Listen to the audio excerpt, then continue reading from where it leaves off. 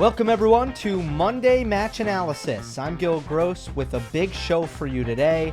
Week 1 is over in Paris, and what a Sunday it was with two fascinating matches that I can't wait to get into. The number 5 seed is out, Alexander Zverev, at the hands of the 19-year-old Italian phenom, Jannik Sinner. A result that I think everyone, or a match that everyone had their eyes on, possible upset, and Sinner showed out, and there's plenty to discuss about that match. Not only what took place on the court, but also the things that were said after the match, and I will get into that in a moment. It'll actually lead the show.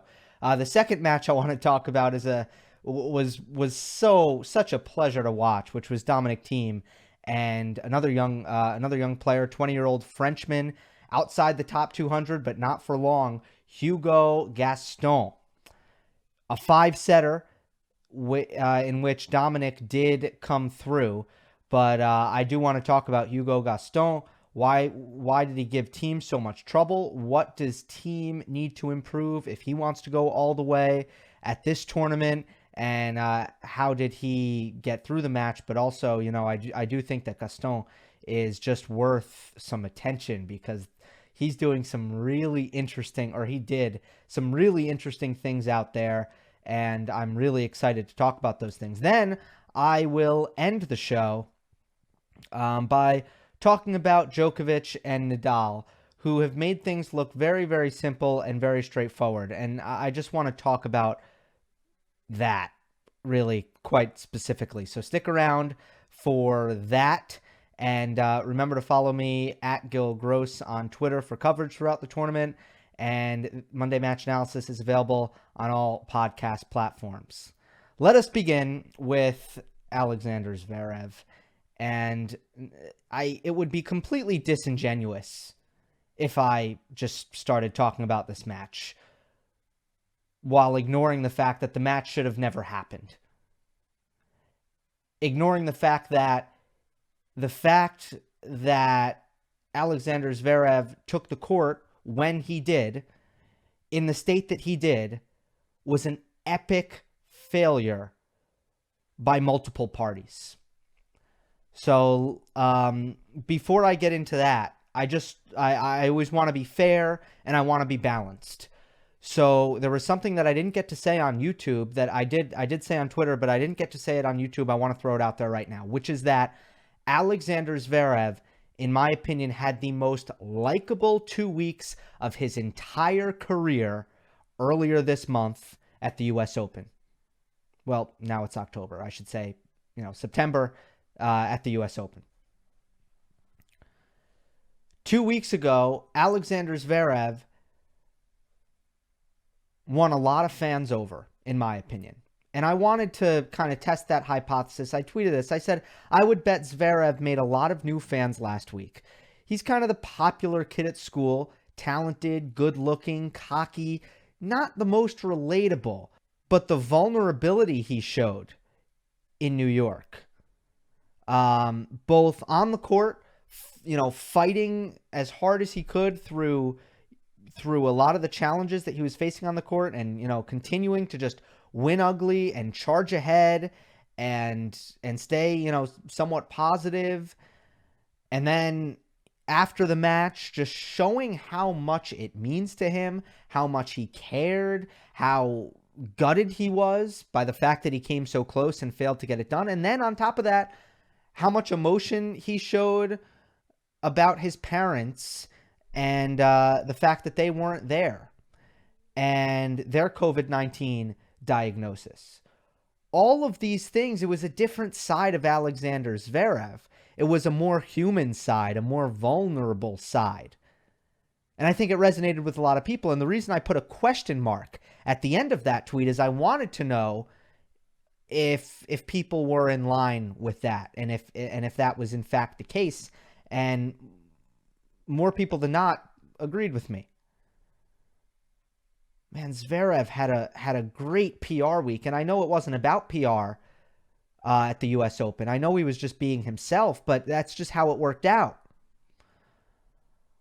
Well, this is now a misstep. Not only by him, and we'll get into that. It's not just on him, but let me just take you through the events here. Zverev, after the match, spoke to media and said, quote, "I'm completely sick. I can't really breathe, as you can hear by my voice. I had a fever as well. Yeah, I'm not in the best physical state, I would say. I think that had a bit of an effect on the match today." Whoa, you hear that during a global pandemic, and now you start to ask some questions. Okay, well, did you test negative recently? Because that would obviously be very comforting. So Ben Rothenberg asked that question, and Sasha Zverev doesn't like Ben Rothenberg, so refused to answer the question. And then no one in English followed up. Someone should have just asked the same question, honestly. No one did that. They asked him in German, and you got a somewhat response. But then the FFT comes out and they said Zverev's last test was Tuesday, 5 days ago. That's in line with their protocol. It's not really a lot of testing, relatively, but okay, it was 5 days ago. Whoa, that's a long time ago. So now we have a player who has symptoms and who hasn't been tested, and he took the court. What is this? That's not how the world operates these days. I don't care what you do. I don't care who you are. I don't care if you're a CEO. I don't care if you are a plumber. When you don't feel well, you don't show up to work, right? Isn't that the policy here? Okay. Of course that's the policy. In a player FAQ document distributed to all the players by the tournament asked, one of the FAQs was, should I withdraw from the tournament if I don't feel well? And the answer is actually no. The first thing you're supposed to do if you don't feel good is notify the tournament's medical staff. Then report to the tournament infirmary and get a test. Then the third step is to self-isolate until you get the results of that test back. Perfectly reasonable. And man, I would love to believe that if Alexander Zverev went to the officials and followed that protocol, then they would have postponed his match until they got the result of the test back. And if the test was negative and Zverev wanted to play, I think he would have been able to play. Instead, he didn't tell anyone, according to the FFT. They were not notified. So not only did Zverev ignore common sense, and just to be clear, here is common sense. If you don't feel well, you should not come to work in 2020. That's how this works right now. Not only did he violate common sense, he broke protocol. If you're sick, you stay home. And Alexander Zverev should know this. He competed in the Adria Tour. He was there.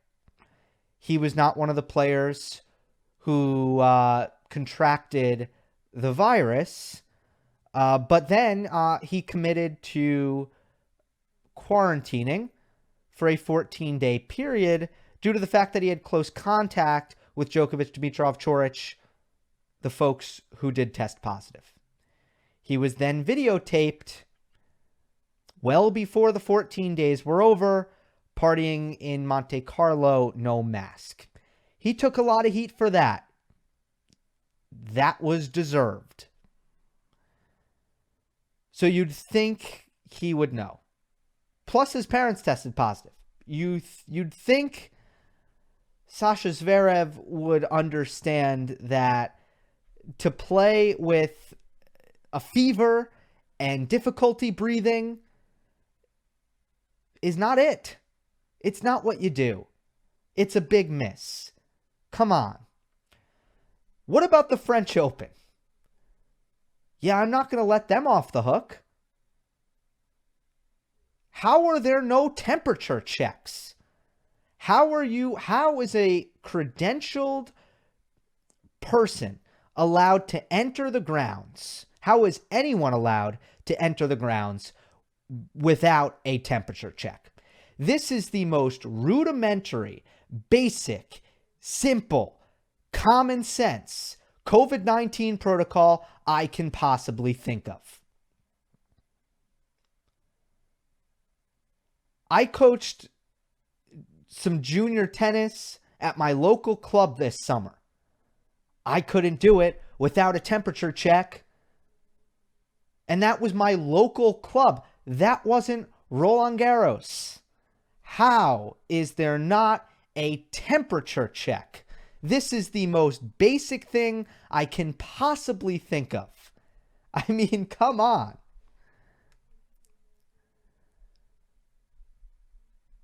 Did they make them go through a metal detector? That's right. That's just protocol. You don't just walk onto the grounds. You go through security. How are you not putting a temperature gun to everyone's head? God, is that simple. Boy, is that simple. And yes, the U.S. Open had that policy in place. So a really unacceptable situation here from the tournament's perspective, from Sasha Zverev's perspective, and now we hope that he doesn't test positive and that he's just sick, which is entirely possible, and we hope it's the case. That way other people weren't put in jeopardy in the French Open bubble, which is not the most sealed of as far as bubbles go, but it is still nonetheless a bubble, and I'm just hoping that Sasha doesn't have it for his sake and for everyone else's sake. Now, I want to get into the match. I was planning on featuring this match on the show before any of this COVID stuff came out. In fact, Jannik Sinner said he didn't even notice Zverev's physical struggles during the match, and neither did I. So I do want you to take note of the title of this video. Sinner arrives. That's the first two words. I believe that's the headline. And it is an absolute shame and a travesty that this this sickness situation has taken so much away from Sinner's shine, which he so thoroughly deserves. Not only really just, based on the way the match was played, if nothing else.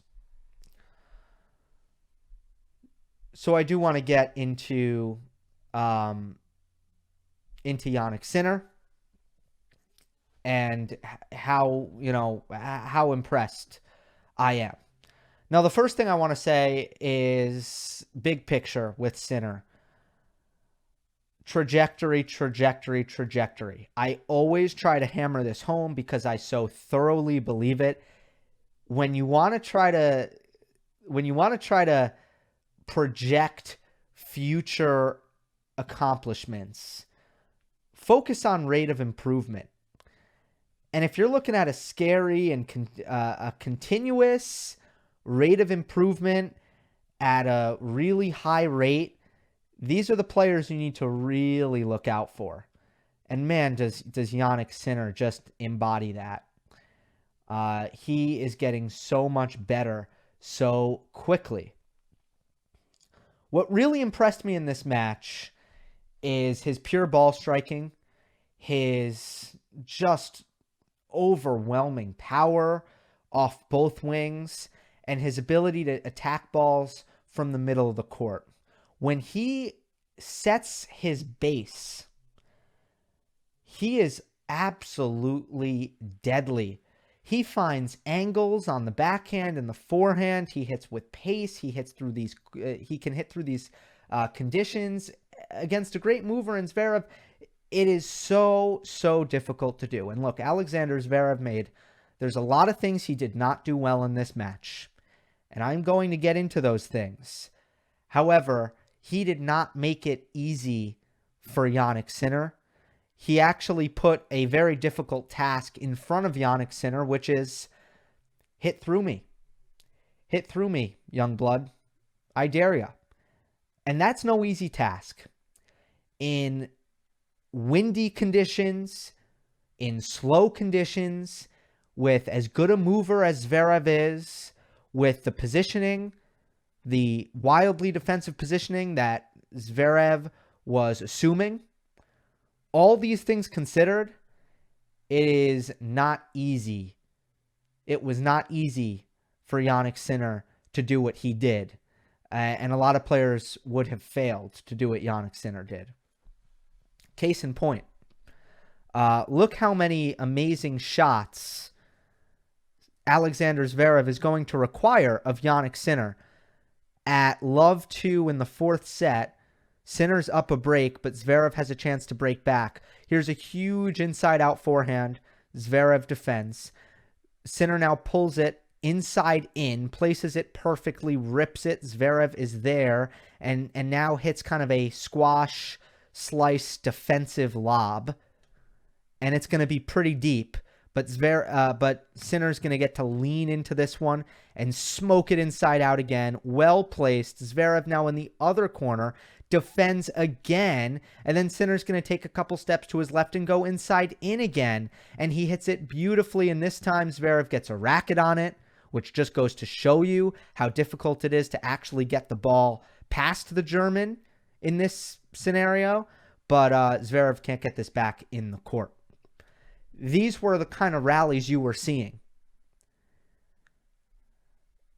Plain and simple with Jannik Sinner, and I tweeted this as well. If you do not put him on the run, you are as good as dead.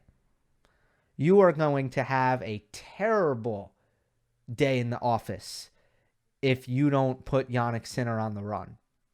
If you allow him to set his base and hit from the middle of the court, and if you give him time to do so, oh my goodness. He is going to clobber the ball. He's not going to miss very often. He's going to move the ball around the court. He's going to hit every shot in the book. And you can't hide from his forehand because his backhand is just as good. And his power is special. It is just, you just don't see this come along, okay? I mean, it might be, he might go down as the biggest hitter from both wings off the ground that we've ever seen. I really think he has a chance to do that.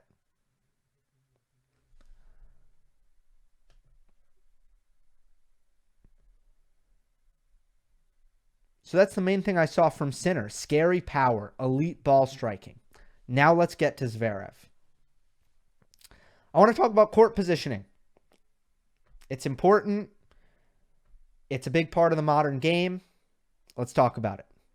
Zverev, way too passive in this match. It was like there was an electric fence on the baseline and Zverev was wearing a shock collar and he didn't want to step inside the baseline. He was stuck. That was the problem. And it's a sharp contrast to what we saw at the U.S. Open, where Zverev showcased an unbelievable penchant for defense, which he always has, but also a quick and consistent willingness to step inside the court. He showcased a great transition game in the first two sets against Dominic Thiem in that final. Not only was he hitting really good approach shot forehands, but he was hitting tremendous volleys, especially the drop volley, especially the half volley. And that kind of thing was nowhere to be seen here. In fact, there weren't really any winners coming off of Zverev's racket either. I don't know what it ended up being. I know it was 15 winners through 3 sets of play for Zverev. I don't know what the final number was. He wasn't hitting any winners because he never was going to give himself a chance to hit winners, because it was defense, defense, defense, and more defense from Zverev.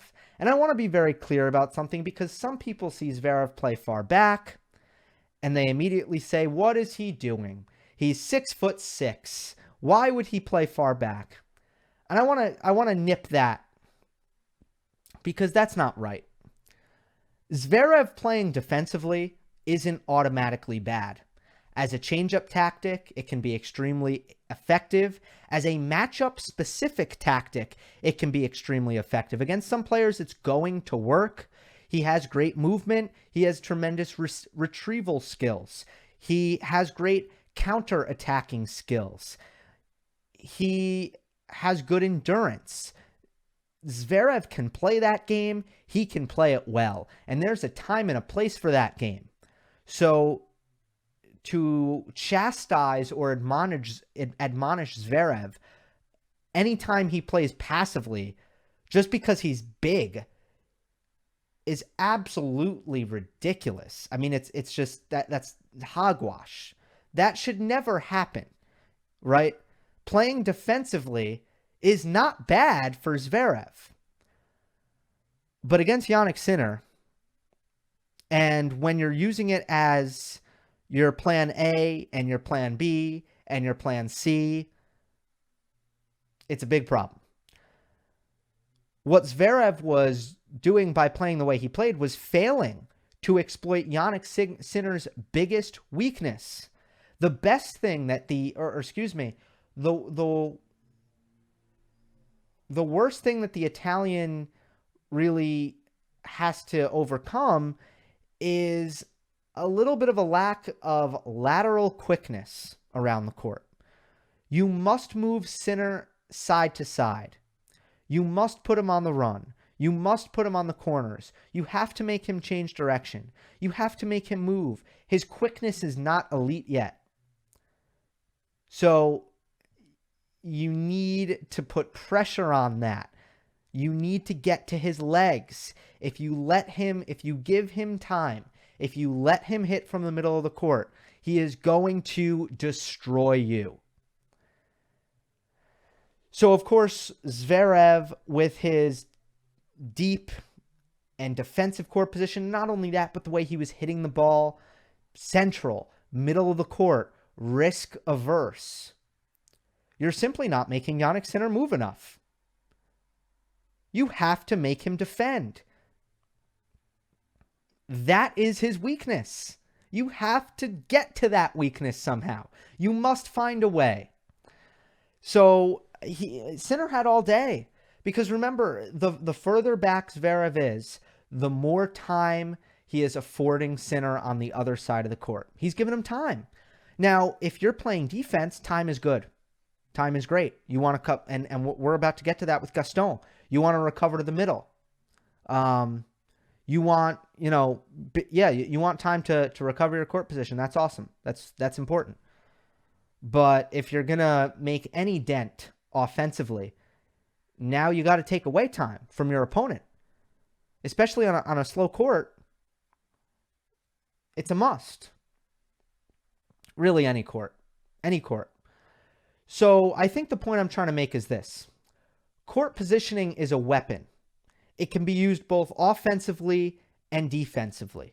It's a weapon. Nadal and Thiem have mastered court position because they toggle between offense and defense, and they use their court position as a weapon.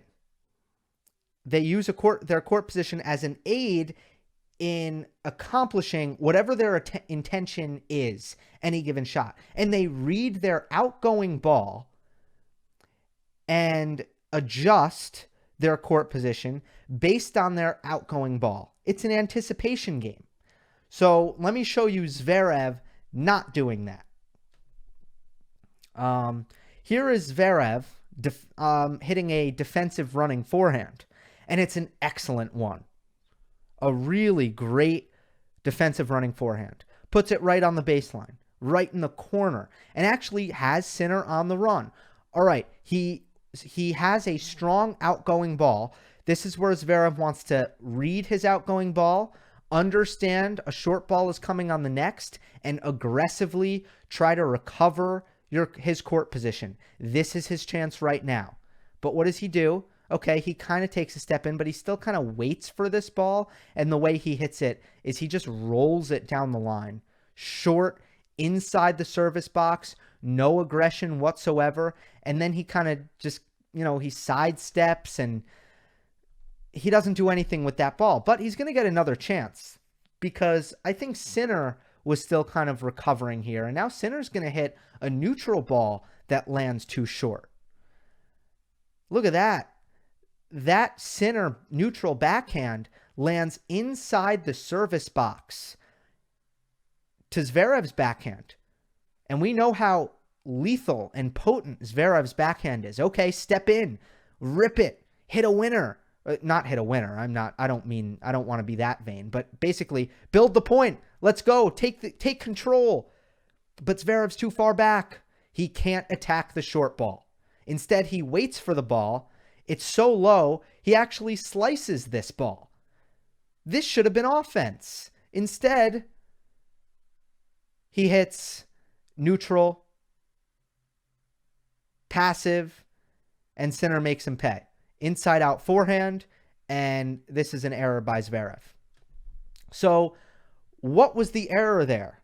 The error there is Zverev hit a great shot and did nothing about it with his court position. Just didn't react. When you hit a great shot, come on, go in. Recognize that. That is so important. Watch Nadal, watch Thiem. Do they defend with deep court position? When they return serve, do they return serve from the back fence? Yes. But as soon as they hit a heavy ball, a strong outgoing ball, they immediately read that and adjust their court position. And by the way, the same thing goes for if you hit a weak outgoing ball, and now you need to anticipate that you're about to play some defense, you should move back. That's what Rafa Nadal, better than anyone else, for example, will do. You must use your court position as a weapon, as an aid in both offense and defense. So Zverev played this match way too passively. He was stuck behind the baseline and far behind it at that. And he, in doing that, he was playing really directly into Sinner's hands. So in all four sets, I thought all four sets were played the same way. Sinner dictating, Sinner clubbing the ball. And in the third set, Zverev got some errors off the racket of Sinner. But in the other three sets, he didn't. And that was it. Here's my closing statement on this match. The way Zverev played it, he was entirely reliant on Jannik Sinner errors. And he didn't get them. The Italian was up to the task. I continue to be so impressed by him. Let us move on to the next match. Hugo Gaston versus Dominic Thiem, a 5-set win for the U.S. Open champion. Where shall I begin here? So a lot of people look at this match, and the first thing you want to talk about is the Hugo Gaston drop shots. And I'll get there, but that's not really what I've so thoroughly enjoyed about watching Gaston over the course of this week. It's not exactly it. More than anything, I've enjoyed watching him defend. He has such an unbelievable feel and understanding for defense. My mind is blown. Now, of course, a big part of that is just how quick you are. And Gaston is just, he's flat out lightning. He's like de Minaur a little bit with his speed, but he doesn't defend anything like Alex de Minaur. I won't get into that in too much depth, but here's what I'll say. And here's why it was so hard for Dominic Thiem to come by easy offense. And here's why Gaston demanded so much of Dominic Thiem. It's because of how Gaston was defending. There's a couple of kind of rules that he lives by. The first thing is he says, I will never be out of position. Because if I'm pulled outside the alleys, I'm throwing up. I'm either floating a slice or I'm throwing up a moon ball. I'm never going to be out of position. You won't find me out of position. I'm going to hit the ball in a way that is going to give me enough time to essentially recover to the middle. So he puts so much height on the ball, and he's so comfortable doing that. It's a beautiful thing to watch. Not only is he willing to do it to recover to the middle, but also to recover forward. You can see here he's on the back fence on his backhand, and he's just like, okay, I'm just gonna, from here, my best play is to throw up a moon ball. let me just try to push Thiem back here. Because if Dominic lets this bounce, the only thing that you can really do about this is maybe hit a swinging volley. It's a difficult and daring shot, and Thiem hit it at times, but it's just kind of high risk. Anyway, so Gaston is like, I got to move up a little. So let me just hit a moon ball, push Thiem back, and look, now I've flipped the court position. See how Thiem is kind of on the baseline here, and Gaston is pushed all the way back. Let me hit it with, 15, 20 feet of net clearance, heavy topspin backhand, and look, now Thiem is hitting a forehand from the back fence. He can't hurt me from here. Backhand defense from Gaston here. Again, look at the net clearance. 10, 15 feet, because he's way off the court and he wants to get back to the middle. So now he's back, and it pushes Thiem back because of the loop. And now Thiem's in a position against a really fast guy in heavy conditions, a ball that doesn't have a lot of pace. Thiem not even inside the baseline. Good luck generating offense off of that. More likely to generate an error going for too much, and that's what happened there. The idea is this. Gaston is in the middle of the court, and Thiem has no pace to work with. Those are the magical and secret ingredients to Gaston's defense. When he's playing defense, whether it's continental grip, and he's kind of chopping away at the ball, but again, using height oftentimes, or if it's with traditional forehand or backhand grip. Regardless, he is not hitting with a lot of pace at all. He's hitting with tons of net clearance and loop, and he's giving himself time to recover. In these conditions, and with Gaston's speed, even Dominic Thiem cannot hit it through the Frenchman, cannot hit through the court, cannot get it by him, or break through his defenses when those factors are in play. Gaston is in position. The ball does not have any pace on it. And I guess the other conditions is, inherently Gaston's speed. Even Dominic Thiem and his big forehand. In those two conditions, which Gaston continued to create, he couldn't do anything about it. So that was so brilliant about Gaston's defense. And I loved the way he was defending. Now let's talk about the Frenchman's offense. It was all about adding and taking away depth, because he's not strong enough to slug it out with Thiem. He can't go toe to toe from the baseline in a traditional sense with Dominic Thiem. He'll get blown out of the water. He'll get smoked. So it was all about pushing Thiem back, adding pace. So especially with the forehand, it was heavy topspin and lots of height on the ball to try to push Thiem back. And then it was drop shot. Now, on serve, Gaston had tons of success drop shotting the first ball. And it's the same principle as first strike tennis. It is, what is going to be the best ball that I am likely to get to attack in the rally? Likely the first ball off the return.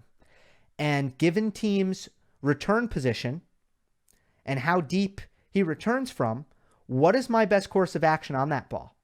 The drop shot. So serve, drop shot. Let me hit my serve plus drop shot, and not just as a once in a while change-up tactic. I'm just going to keep going to that.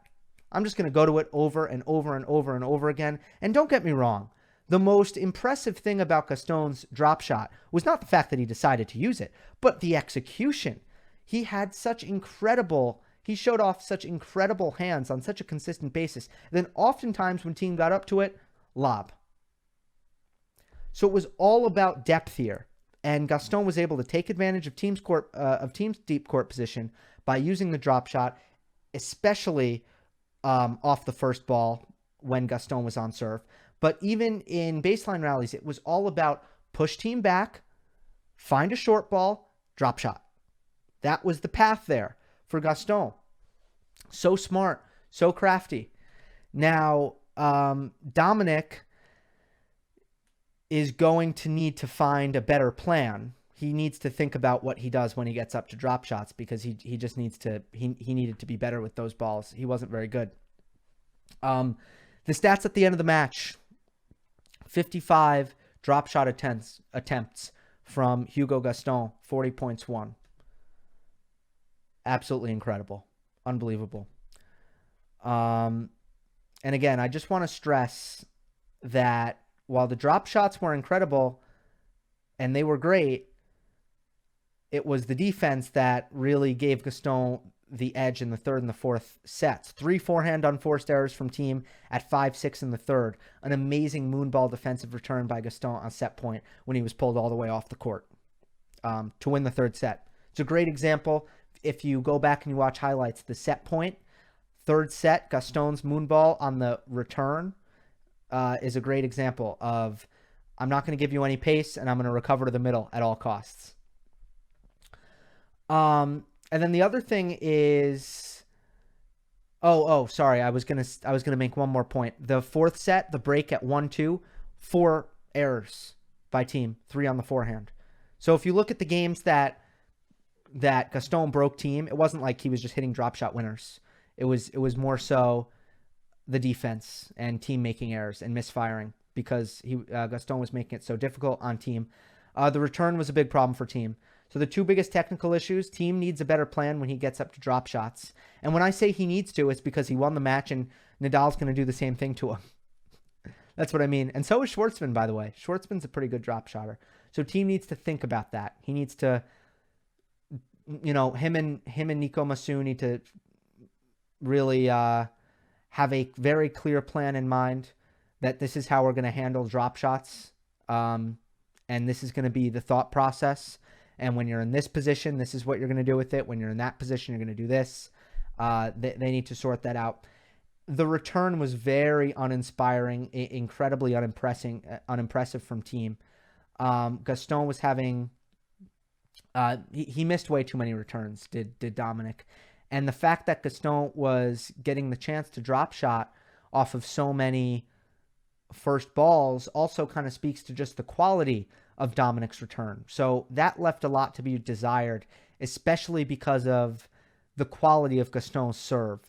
And it'll be very interesting against Schwartzman to see what Thiem can do on return, because if Thiem does not punish, if Thiem is unable to find consistent offense off of the Schwartzman return, off of his own return on Schwartzman's serve, it's going to be trouble. It's going to be big, big trouble. Now, I think some of this was probably fatigue from Dominic. And now I'll get to the point where I talk about why Thiem won the match, because this whole thing has been talking about the amazing things that Gaston has done. But for the most part, what Dominic did was raise his level like a great player, and just really showing what great players do is when they really need it at the end, they can find it. They just reach the level that they need. And I'm not saying he had to win ugly or that he didn't reach a great level. He actually reached a great level, because Gaston never fully dropped off. One thing to note is the efficiency on the Gaston drop shot took a dip after 3-all. Starting 3-all in the fifth set, it just wasn't quite as efficient. It became more of a 50-50 proposition instead of a winning proposition for Gaston. So that certainly was part of it. The last 3 drop shots he hit at 3-4 in the fifth set were bad. Now, Thiem botched one of them, and Gaston ended up winning one of the points. But what really happened in the 3-4 game is Thiem unleashed some of the best forehands of the entire match. And starting really from 3-all in the fifth set, Thiem just didn't miss a forehand. It stopped misfiring. And at the end of the day, there's nothing Gaston can do there if that's going to be the case. Thiem just tightened up, and I mean that in a good way. He just, the balls just stopped spraying on him, and no longer could Gaston get an error out of Dominic at the end of the fifth set. And full credit to Thiem, because again, this is an incredibly difficult thing that Dominic Thiem is trying to do. if Thiem were to, per se, hypothetically, win the French Open, it'd probably go down as one of the greatest accomplishments in the history of men's tennis. Probably. I mean, who has ever been asked to, in a global pandemic, win the U.S. Open after barely playing any tennis, and then 2 weeks later winning the French? And I guess it's comparable to some of the amazing players who have won the French Open and then Wimbledon. I think Nadal's done that twice, back to back. It's incredibly difficult to do. Bjorn Borg was the king of that. It's incredibly difficult to do. Not a lot of people have done it because it's extremely hard to do. And for Thiem to do it in these circumstances with all of the wacko things that are happening, it would be unbelievably difficult. And just the fact that it was his first is part of it. The fact that the U.S. Open was Thiem's first major title and the added emotion and the added physicality that probably brought. So that's my aside. That's just my aside to say I'm very impressed with how Thiem raised his level at the end of this one against Gaston. He just didn't miss a forehand, and Gaston made some unforced errors actually going for the drop shot instead of just being that automatically efficient weapon that he had. So that's what did it. Thiem is moving on. I do favor Schwartzman in the next match. Let us end with Djokovic and Rafa. I will keep this short. What I mostly want to emphasize here is that Djokovic and Nadal haven't shown anything yet. They have not been pushed. They have not been challenged. And therefore, you cannot make any kind of proclamation based on what we've seen about what would happen if they played each other. It's completely impossible. Why? Because against the opponents that Djokovic and Nadal have faced, they have not had to do difficult things on the tennis court. They have not been pushed. They have not played players who play outstanding defense. They have not played players who serve big. They have not played players who will punish them for dropping the ball short. They have not played players with high shot tolerance. All of these things, and I'm just listing random things that are difficult to deal with on a tennis court. All of these things you're not really going to get at the elite level like Djokovic and Nadal are when you're playing players outside the top 60. And so far for Djokovic and Nadal, it's been nothing but outside the top 60. Nadal hasn't lost more than 10 games in a match. That happened to be his first match against Gerasimov. The highest ranked player Nadal has faced is number 74, Travaglia.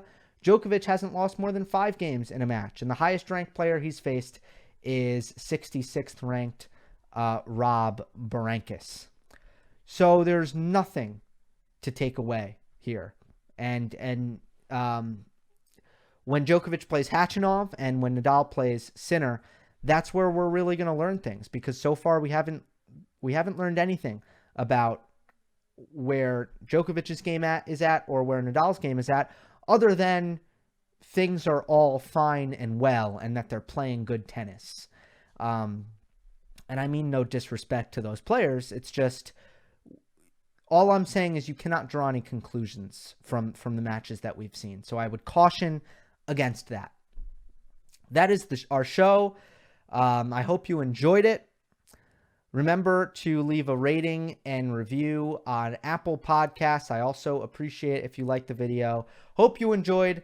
Don't forget to subscribe, and I'll see you next time.